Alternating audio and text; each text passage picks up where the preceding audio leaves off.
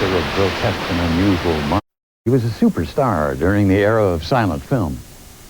And for Lon Jr., growing up in the shadow of a famous movie star only whetted his appetite for acting.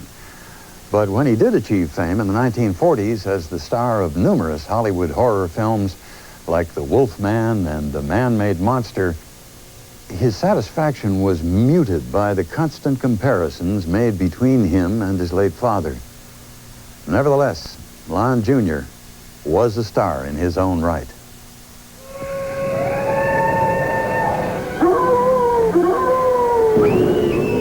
He was very friendly and very easy. You be nice to me. Maybe I'll tell you some things about this place. I thought he was a very shy man, very vulnerable. I just like to pet nice things, smooth things. Lon Chaney Jr. has one legacy, and that's the Universal horror films.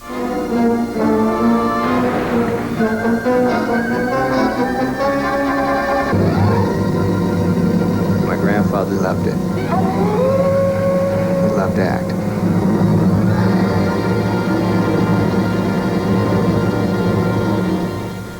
He was the lumbering Lenny in Of Mice and Men. He was Lawrence Talbot in The Wolfman. He played the Mummy, Frankenstein's monster, and Dracula's son. But Lon Chaney Jr. was also a complex individual who spent most of his life living in the shadow of his father, a father who just happened to be one of the greatest stars in the history of motion pictures.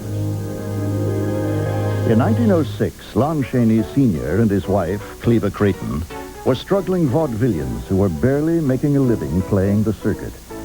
It didn't help that the marriage was plagued by Lon's jealousy and Cleva's flirtatious nature. It also didn't help that Cleva was suffering through a difficult pregnancy. On a freezing winter night in a small cabin outside Oklahoma City, Creighton Tull Chaney was born. Seriously premature and weighing only 2 pounds, the infant barely survived. When the baby was born, the baby wasn't responding. It was almost as if Lon Chaney Jr. had been born stillborn. And finally, it was Lon Sr. who stepped forward and took the baby from the doctor's arms and rushed out of the door of the cottage they were living in, ran down the Belle Isle Lake, grabbing an axe along the way, and smashed through the ice on the top of the lake and took the baby's body and put it underneath the ice-cold water. And when he brought it back out, the baby was crying. As Creighton's health improved, so did his parents' careers. The Chaneys began touring the United States with a company of vaudevillians. It was here that the young boy would learn the rigors of life on the road. If you're not talking about the proverbial baby born in a theatrical trunk, you're pretty doggone close to it. He was small enough that he would sleep in dresser drawers in theatrical boarding houses. He would sleep in shoe boxes on the train next to his mother. And this went on all through his early childhood. A string of touring engagements took the Chaneys to Chicago, Denver, and finally to San Francisco, where Cleva established herself as a popular cabaret singer. It was a very rough childhood for Creighton because he never really was able to put down roots in any one place. And these were his formative years. He was constantly on the road. As a result, Lon Chaney Jr. spent a lot of his time backstage being taken care of by chorus girls. Those were his babysitters. But as rough as Creighton's childhood had been, nothing could have prepared the boy for one evening in 1913, when his mother, following a heated backstage argument with Lon, stood in the wings of the Majestic Theater in Los Angeles and swallowed a vial of bichloride of mercury in a dramatic suicide attempt. Prompt medical attention saved her life, but the caustic poison permanently damaged her vocal cords and put an end to both her career and her stormy marriage. Granted a divorce, Lon struggled desperately to establish himself in the early motion picture industry and prove that he could provide a suitable home for his 8-year-old son. But the courts were not convinced. After an emotional legal struggle, Lon Chaney was forced to place his son in a foster home for children of divorce and disaster. I think he had to spend some time there, which wouldn't be good for any child, really. So I think his childhood was quite rough growing up. When Lon sent the boy to live with his deaf-mute parents, Creighton learned sign language and pantomime. He also developed a profoundly sensitive and compassionate nature. At the age of 10 to 12, he's already hitchhiking out of town to go up and pick apricots in fruit orchards to make money for a few cents a basket. And he enjoyed doing this. He was a gregarious, pleasant, regular kind of fellow. With the opening of Universal Studios in 1915, Lon found steady employment as a character actor and, for the first time, financial stability. He also married again, this time to Hazel Hastings, a former vaudeville performer.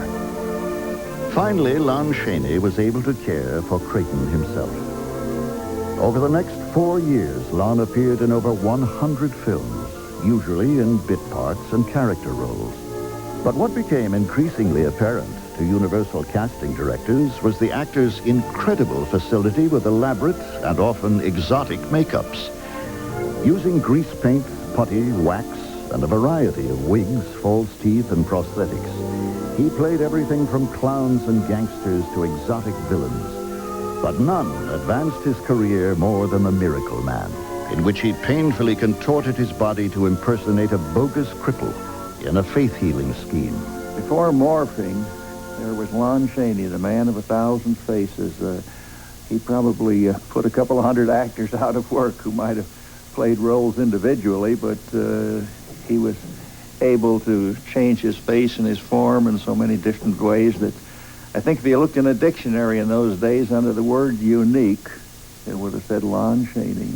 Lon Chaney Sr. was a larger-than-life figure. He was one of Hollywood's greatest actors. He was probably the most famous character actor in the history of Hollywood, a man that was able to play ordinary people, deformed human beings, anything but attractive human beings, and remain a leading man throughout the short span of his career. Incredibly talented. Chaney's self-taught mastery of bizarre and frightening character makeup reached its pinnacle in 2 films for Universal, The Hunchback of Notre Dame and The Phantom of the Opera. Man of 1,000 Faces wasn't any exaggeration. I'll never forget the makeup he had for Hunchback. It looked like he had walnuts in his cheeks. They stood out. He was able to use his body in a manner that he was really the Hunchback. He was so athletic. He was able to do stunt work that was most remarkable. He was one of a kind. I don't think there's ever been anybody to match what he could do. I was the ballerina in The Phantom of the Opera, and I think that was the year 1925. I was in some of those scenes where the Phantom was supposed to be loitering or coming down, and we were running here and there, being afraid. His makeup was really frightening. It was pretty ghastly. It was mainly white, ghostly. And then his eyes were sort of black. It was eerie, creepy.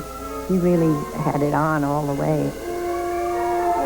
But all of these characters, it seemed like they were ugly, maybe, and frightening, but there was something pathetic about them. You had a feeling they weren't evil. There was something there that was good about them. He was one of the greatest stars and the greatest makeup artist ever. Moving to MGM in 1925, Lon Chaney became one of America's hottest box office attractions. As the son of a world-famous film star, Creighton was awed by his father's talent and lifestyle. Secretly, he harbored a desire to follow in Lon's footsteps. It was only natural that he would want to go into show business. It was the only life he had ever known, and he'd certainly seen the master at work. But despite his own good fortune in films, Lon did everything he could to discourage his son from even considering a Hollywood career. The senior Chaney had raised his son to be a man's man, where hunting and fishing were important, and a career in business, not the arts, was encouraged. He went to Hollywood High School, and he tried to make the football team. But surprisingly, though he was rather tall, he didn't have the bulk on him at the time, didn't make the team. As soon as his father finds out about an interest in acting, he immediately transferred him to a business school. He wanted to toughen him up. It was his only son. Maybe he felt that's what he would need in life, you know, to get by and stand on his own 2 feet. Obeying his father's orders, Creighton enrolled at the Commercial Experts Training Institute in Los Angeles, where he became a plumbing contractor. In 1926, he married Dorothy Hinckley, entered her family's construction business, and started a family of his own. But in 1930, Creighton's comfortable middle-class life would forever be changed by news that his father was dying of throat cancer. Following his successful transition to talkies with the release of a sound version of The Unholy Three, Hollywood's man of 1,000 faces was being heralded as the man of 1,000 voices. Poised on the brink of even greater fame, MGM was planning all-talking remakes of his most famous roles, and Universal Pictures planned to star him in their production of Dracula. But none of this would come to pass. On August 26, 1930, Lon Chaney died in Los Angeles. The world mourned the death of one of its greatest stars, and Hollywood producers scrambled to find actors who could inherit his unique roles. But for Creighton Tull Chaney, the loss of his father came at a time when his personal fortunes were at their lowest point. As the Depression was sweeping the country, the young man's plumbing business failed. Forced to pursue other work, he set his sights on the one career his father had forbidden. Creighton Chaney was about to become an actor.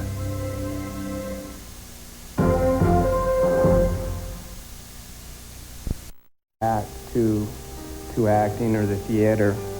But other than bit parts in A pictures or featured parts in C pictures, the fledgling actor wasn't being taken seriously.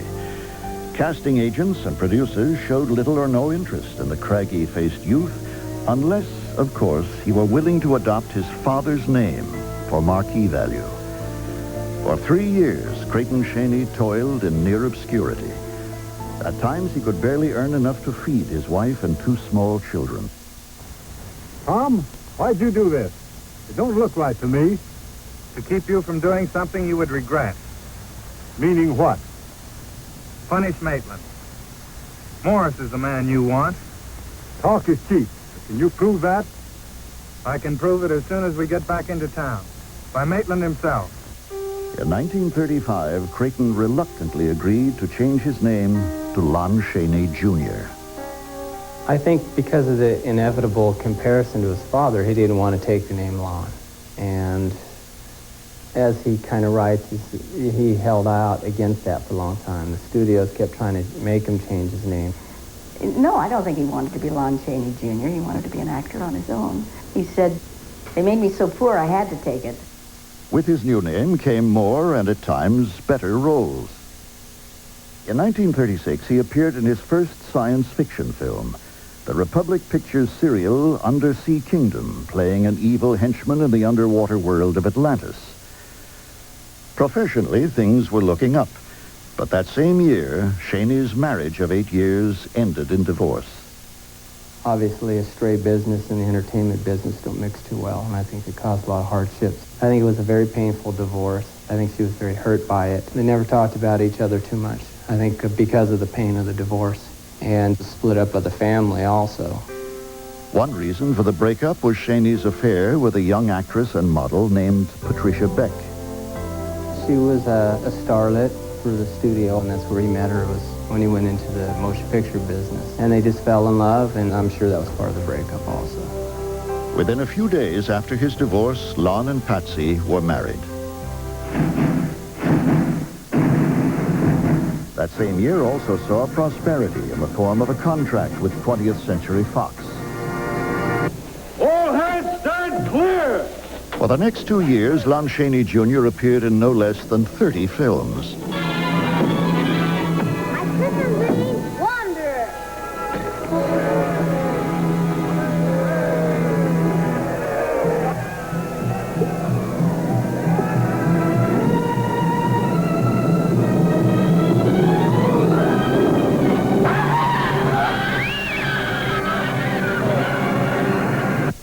it a real story? Say, we'll print it in every paper in the country. All right. Will you marry me? What?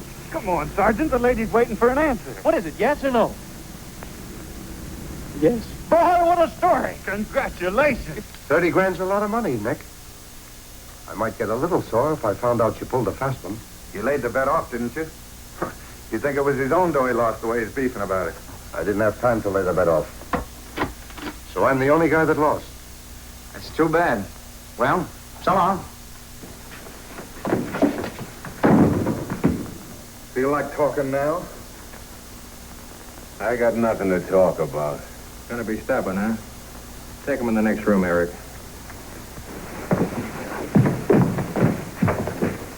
But although the parts he received provided good training, few would be impressed by Lon's fleeting moments on screen.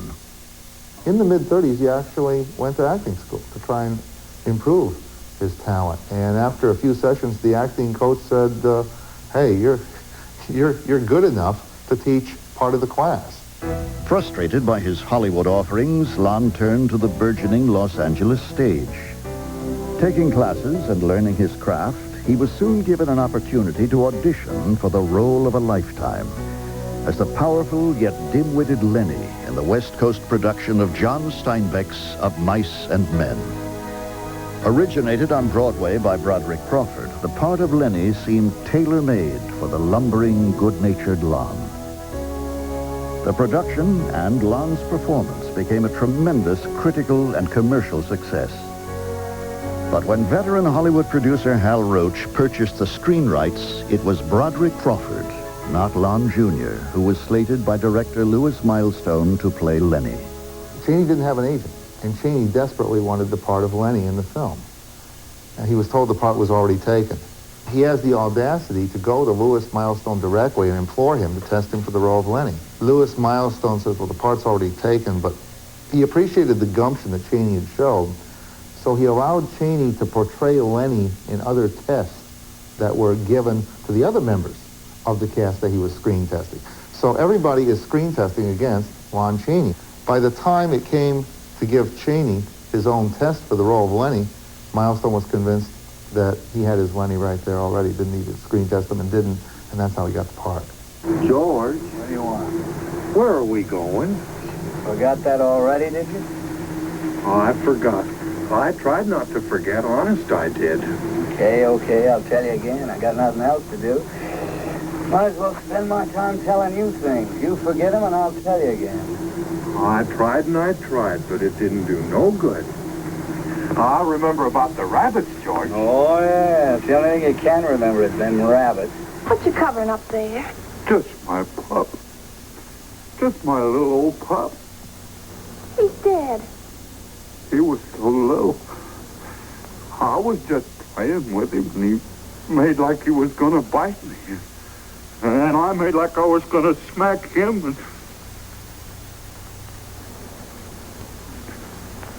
and then he was dead. Don't let him do it. Get him, Lenny. Fight back, Lenny. You kill him if you fight back. George, please stop. Put your hands up, Lenny. George. Get him, Lenny. I say get him. Don't let him do that to you, Lenny. Get him, get him.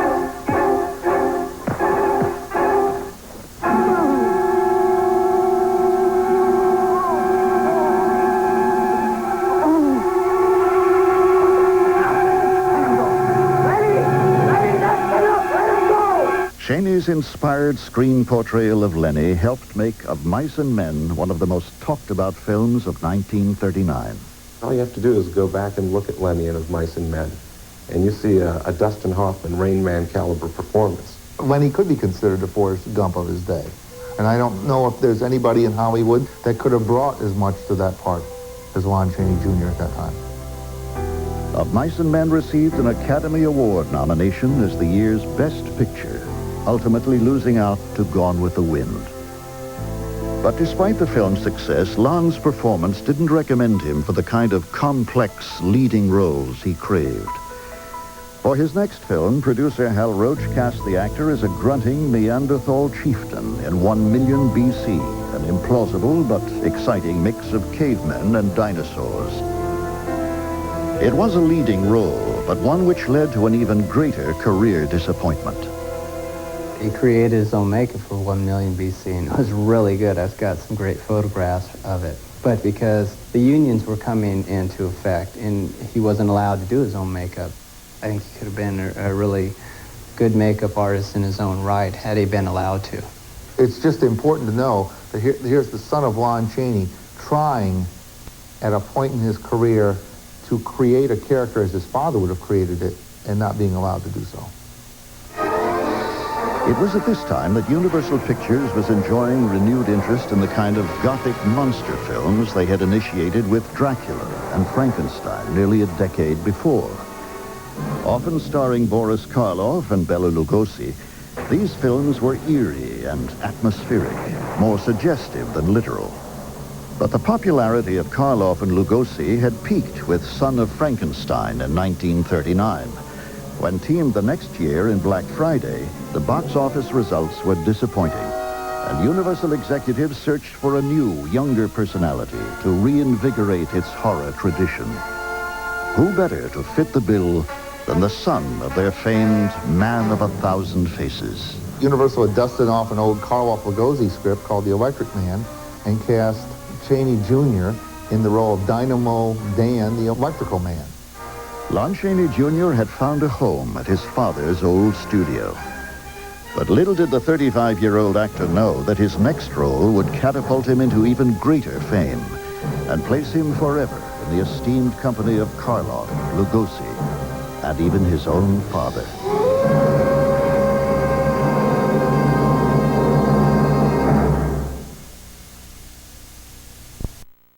Himself. Oh, don't hand me that. You're just wasting your time. The wolf bit you, didn't he? Yeah, he did. As Lawrence Talbot, the unfortunate victim of an ancient curse, Lon Chaney created the most durable horror icon of the 1940s, the Wolfman.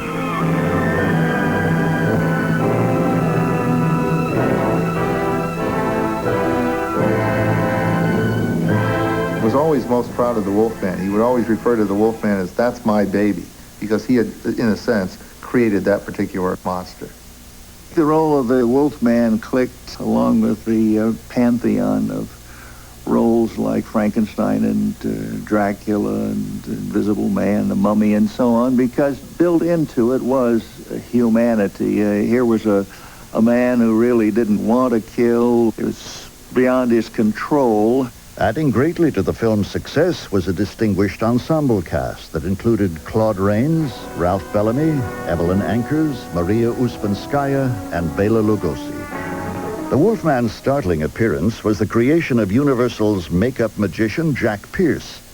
Pierce, who had created the makeups of Frankenstein's monster, the Mummy, and other classic monsters, spent more than 4 hours each day applying rubber, putty, and yak hair to Lon's face, hands, and feet.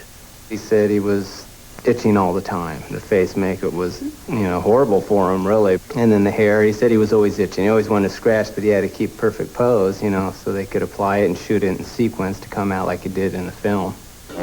Released shortly after the attack on Pearl Harbor, The Wolfman struck a responsive chord with wartime audiences, providing a kind of ritual catharsis in the face of real-world horrors. The monster characters left just an indelible impression on the public at that time.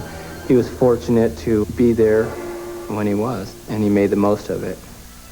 The Wolfman made Lon Chaney Jr. a star, and Universal management rushed to put the actor in every kind of horror sequel and remake they could sink his teeth into. Chaney was asked to become the first actor to fill Boris Karloff's boots as the Frankenstein monster. There's a curse on our village. The curse of Frankenstein. The Ghost of Frankenstein was a surprise blockbuster, proving to Universal that their classic monsters were virtually indestructible, and that the Chaney name meant guaranteed box office. They wasted no time in casting Lon in another role created by Karloff. The creature that's been alive for over 3,000 years is in this town, and it's brought death with it. We've got to run it down.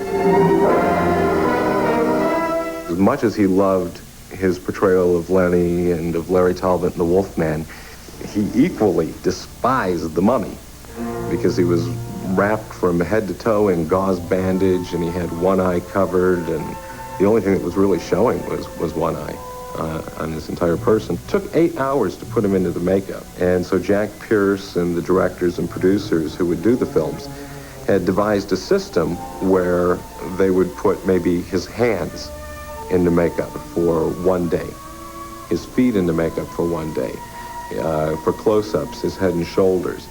And they would only do the full body wrap whenever they were going to do medium or long shots. And in fact, Jack Pierce even built a rubber mask for long shots, so he wouldn't have to go through the 8-hour makeup ordeal. If one monster in a movie could be profitable, why not try two? As they did by teaming Lon with Bela Lugosi in Frankenstein Meets the Wolfman.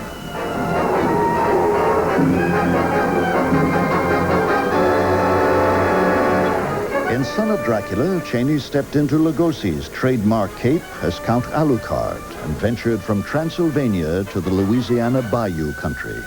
And sometimes there's a small cloud of swirling vapor. In this way, it can move unseen among its enemies. Son of Dracula was a stretch for Chaney because Chaney, the regular, gregarious, happy-go-lucky, compassionate fellow, is thrust into a part where all of those particular character elements are totally missing. They're devoid. He has to portray, in essence, a Bela Lugosi, aristocrat of evil. And he does it effectively well. In 1943, Lon received a reprieve from his monster roles when he was cast as a doctor wrongly accused of killing his wife. I made a film with him at Universal called Calling Dr. Death, which was about a doctor whose wife was brutally murdered. I played his nurse. And I was actually the murderer, but you don't know it through most of the film.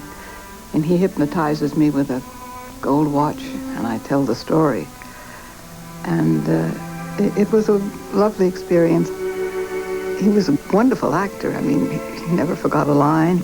You know what interests me about actors like Lon Chaney and Boris Karloff and Vincent Price, that you don't have today in the so-called horror movies. They all had a vulnerability about them. But there's always that little touch of pathos, and I rather like that. I remember when the film was over and we had the wrap. He came over and it astonished me. He put his arm around me, and said, "Thank you so much. It was lovely working with you." And I was very touched. In just 2 years, Lon Chaney Jr. was so well known that he could forever drop the Jr. from his name. But that wouldn't stop the inevitable and not always favorable comparisons with his late father. I suspect that Chaney Jr. was such an unhappy man because he was being forced into a mold which perhaps he really didn't want to take the mantle of his father and be the second man of 1,000 faces. Lon's career frustrations were offset by a happy domestic life. Unpretentious and good-natured, the 38-year-old father of two enjoyed hunting, fishing, and camping. He was very affectionate with us. I always remember him hugging us, and pictures we have, I always seem to be in his lap all the time, and he had a big smile on his face, and I think he was a very big and warm-hearted person. He was such a kind man that family members have said there was never a time around Lon's house when there weren't other actors around. And we're talking about not stars, but struggling actors. People who wanted to be in the movies, and Lon would give them a hand. He would put a roof over their head. He would feed them. He'd known hunger as a child. He watched out for his fellow performers. Of course, Lon's regard for his fellow performers did not preclude him from pulling more than a few pranks. Chaney would go into Evelyn Anker's dressing room along with Broderick Crawford, and they'd mess everything up. They thought that was a joke. Or they'd leave some sort of a small snake or something in her undergarments. She didn't find that funny. In 1944, Universal pulled out all the stops by pooling their most famous monsters in a creepy jamboree entitled House of Frankenstein. we knew that right from the beginning. They said, "Now, Elena, this is $1 million picture.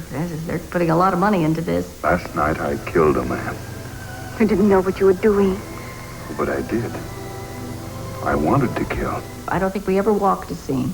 We just came out and we did it. I think that's something the director wanted, probably, was to scare me. They had said, don't worry whether or not, if you're frightened and can't scream, don't worry about it because we have a professional screamer on the set and she'll take care of it. Well, he came at me with that thing on his head, and I let out a screech, and they didn't have to use any professional screamer. He did a transformation, as many actors do, once they get into wardrobe. I remembered feeling what he was going through, and he really felt and believed what he was doing. Between 1941 and 1946, Chaney made more than 30 films for Universal, including 2 more stints as the Mummy, another appearance as the Wolfman in House of Dracula, and several atmospheric crime melodramas as part of Universal's popular Inner Sanctum series. Count Dracula sleeps in this coffin, but rises every night at sunset. Chick is right. This is awful silly stuff. But by 1948, Universal's monsters had passed their peak in popularity. Instead of frightening post-war audiences, the Wolfman, Dracula, and Frankenstein's monster were now seen as objects of fun. Look out, Chick! Cover up! What's the matter? Cover up! Wait a minute! Abbott and Costello Meet Frankenstein marked the official end of what has become known as Universal's horror cycle. Changing audience tastes demanded newer, more sophisticated horrors, and Lon Chaney found himself largely out of work. As an actor, he had survived fire, swamps, wooden stakes, and of course, so he had even survived Abbott and Costello. But now an even greater question remained: could Lon Chaney Jr. survive himself?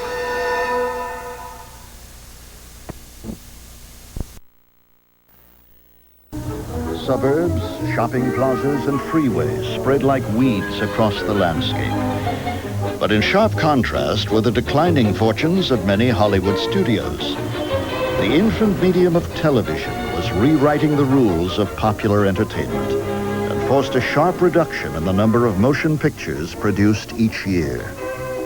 With film roles in short supply, Lon Chaney returned to the stage, scoring a hit in the touring production of Garson Kanan's Born Yesterday. Here, the affable actor could demonstrate his long-neglected flair for comedy. But off-stage, Lon found it more and more difficult to mask his chronic depression and alcoholism. Nowhere was this problem more embarrassingly demonstrated than on a live television version of Frankenstein in 1951. He was doing a live television show where he took all of his liquor and put it in spirit gum jars all around the makeup studio. And as the shooting would progress, he would slip into the makeup room and he would take a drink out of the spirit gum jars. And a little kid saw him do it. And he said, "What are you drinking?" And Lon said, "Well, it's a new spirit gum, kid. It works from the inside, you know." She thinks that the live performance is a rehearsal and goes through the live performance as if it were a rehearsal, and when he is supposed to break furniture, doesn't break the furniture, but places it down very carefully, but just goes through the motions, and was completely unaware that he was going out on live television.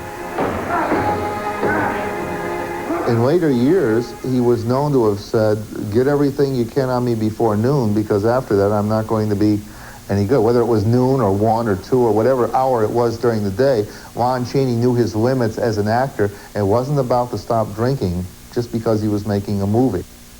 This public display of Lon's very personal problem caused casting agents and producers to brand him as unreliable. Although he continued to find work, his film roles were now largely limited to B pictures.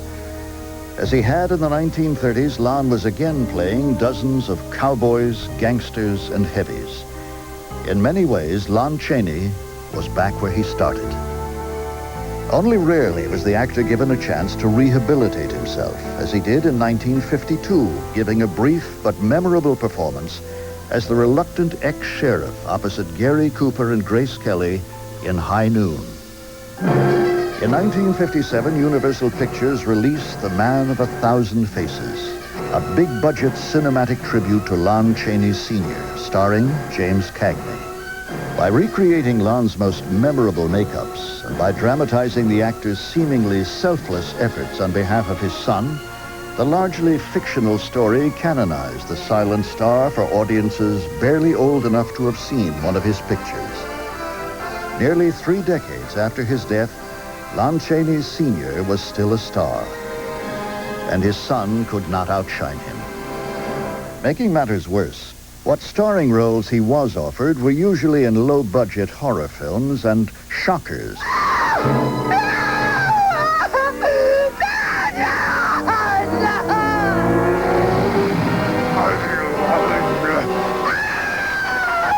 Inside this strange, forbidding plantation, on the edge of the death-laden bayous, there is a horror beyond belief. Beverly Garland as the unwelcome visitor, haunted by the fear that the man she loves has become one of them. Lon Chaney as the hook-armed, hate-maddened Cajun. I'll kill you, alligator man! Just like I'd kill any four-legged gator! I was so fascinated that I was going to work with him. Because, first of all, he looked like the wrath of God and it scared me to death. I don't know why he scared me, he just did, you know. And of course I'd heard so much about his father and him and everything and all the things that, you know, his dad had done. And so I was really, he was kind of like my star. He had this hand and he had a hook on it because he plays this crazed man that lives in the swamp.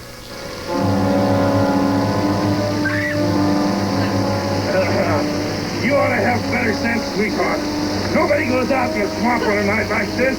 And he's a drunk. Me too. And he's a mess. And he's scary as hell. And he looks scary as hell. That's it. That's it. And he grabs me and wants to rape me and takes me to his cabin. And then when I'd sit down and talk to him and I realized what a sweet guy he was. He wasn't scary as hell. I don't think Lon Chaney Jr. ever got to play what he really wanted to play or became what he wanted to become. You know, he was always kind of the second banana. And I think he wanted to be more than that. But by the end of the decade, audiences began rediscovering Lon Jr.'s classic screen roles on television. Magazines like Famous Monsters of Filmland, Lugosi and Chaney, in feature stories, interviews, and pictorials. The classic monsters were back in style, and Lon Chaney Jr. would have one more chance to howl at the moon.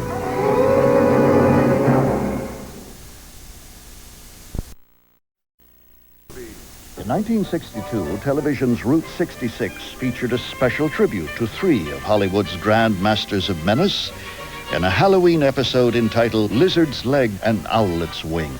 But as gratifying as it was for audiences to witness the teaming of Boris Karloff, Peter Lorre, and Lon Chaney, an even greater thrill was provided by the sight of Boris and Lon in their most famous makeups. That proves it. The old ghosts are the best after all. And the power of all 3 of us in one picture. Can you imagine it? Why, it's almost too ghastly to contemplate. In 1963, Chaney teamed with Vincent Price in The Haunted Palace, one in a series of popular Edgar Allan Poe adaptations directed by Roger Corman. In Witchcraft, released by 20th Century Fox in 1964, Lon played the first warlock role of his lyric tale of the resurrected dead. The Whitlocks have used that cemetery for 800 years. What right does an upstart like you have to run sewers through their coffins, put buildings over their graves? He has led you away from the old religion. You have disobeyed our priestess. That's not true. I'm your servant. I respect and worship you. We shall be ready.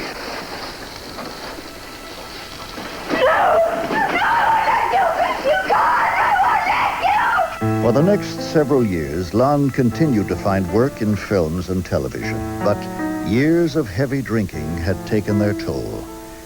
Deteriorating health limited his appearances to occasional guest roles and bit parts. By now, he was more of a personality sought for his name than an actor hired for his performance. A less courageous man might have retired, but Lon Chaney refused to give up. What surprised me is how many movies he actually was in. I remember him being very ill, and then I look at his filmography and his career, and it just amazes me. He was working the whole time. I thought he was laying in bed sick or sitting in his chair, that he was still up working and quite active.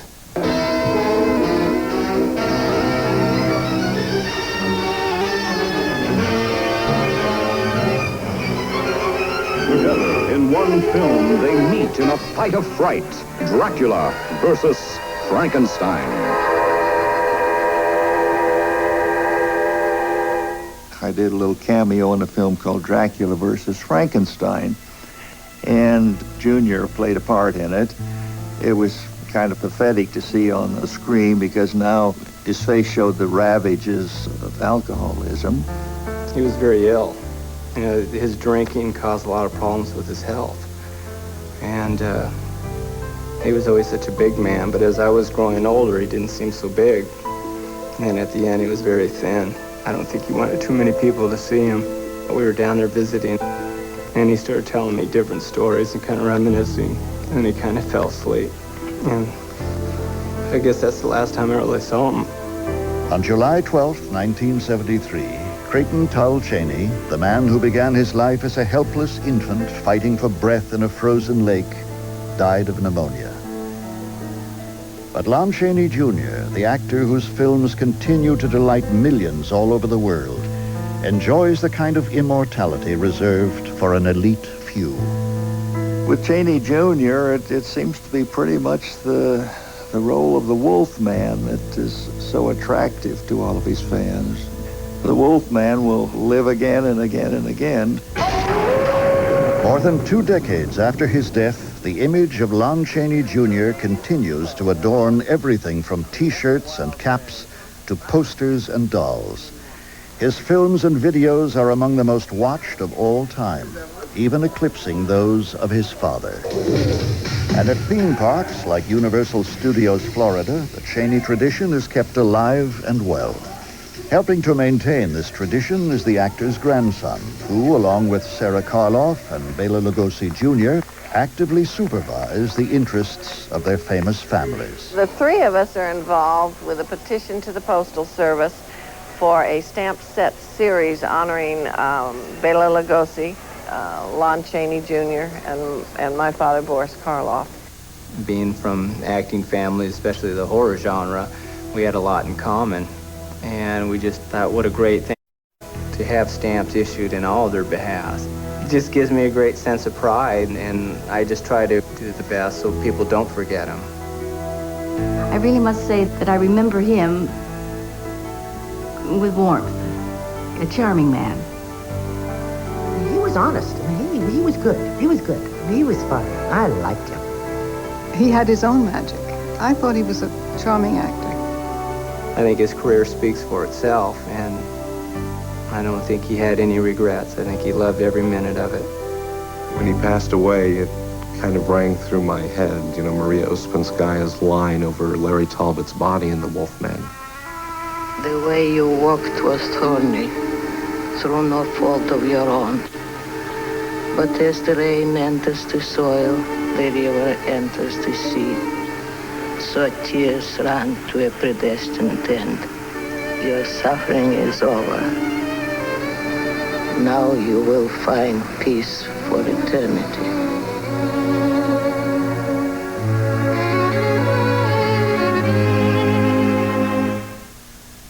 Before Lon Chaney Jr. died in 1973, a magazine called Famous Monsters of Filmland alerted the actor's fans to the seriousness of his illness, and they suggested to readers they might send greetings to the actor in an effort to lift his spirits. The cards and letters, ironically totaling more than all the fan letters Lon had ever received before. A touching tribute. And now let's see what's coming up on our next biography.